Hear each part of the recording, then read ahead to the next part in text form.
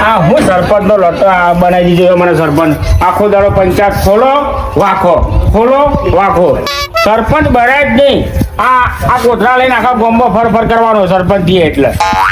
રજા તો ગામમાં જવું છે વેરો ઉઘરાવા અને બધા માણસથી પૈસા લઈ લેવા છે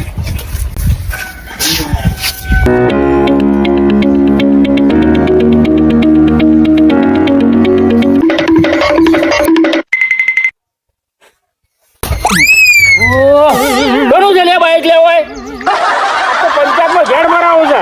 જે આ જો જે આવે જે આ બધું બાઈક જ બધું મૂકી દેજી આ જોતો ને હું હાલ ભય પડે છું ઉડે તારું બાઈક ઉડાવો જી હા સારું થયું કોને જોયું ના નકર મારા સરપંચનો પદ છે હાલ મારા પાણ અને મારી આબરૂ જતી આજ તો એનો ફેસલો કરી નાખું છે ઘેટ મરાઈ દેવું છે અને આજ તો આ ઝોપો બનાવો છે અરે હા ના આ વચમાં પડ્યું છે ને આજ તો જઈને પેલી જાય ફેંકી આવું એટલે વચમાં ના મૂકા હવે બાઈક લાવે છે રસ્તા ઉભા કરીને જતા રહી એમ ભાઈ એમને કોઈ કહેવાવાળું નહીં ફટ દઈને વચમાં આવીને મૂકી દીધું ના આજ તો પથારી ફેરવી નાખું અને હોબળો લ્યા હવે જો પંચાયતમાં કોઈ બાઈક મૂક્યું ને તો પેલો કોંતીનો રહ્યો ને એના તો ભંગારમાં ભરાઈ દે બાઈક ના મૂકવું જોવો મોય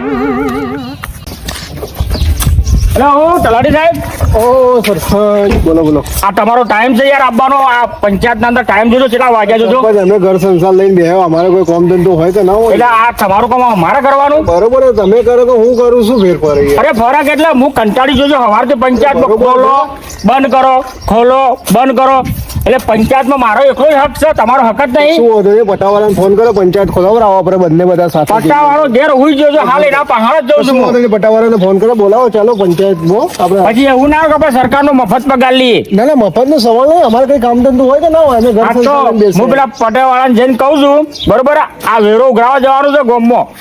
બરોબર પંચાયત ખોલાવરાવો હા તો હું પેલા જઈને બોલાવતા હો તમે પંચાયત ખોલો જઈને કામ કરો હવે ખાઈ લેશું હારું આજ તો ખાસા દાડા ગોમમાં જોયો નહીં લાવજે આજ તો સરપંચ ના હાલ ચાલ પૂછતા આવું છે એવું છે સરપંચ ઓ બાપા રે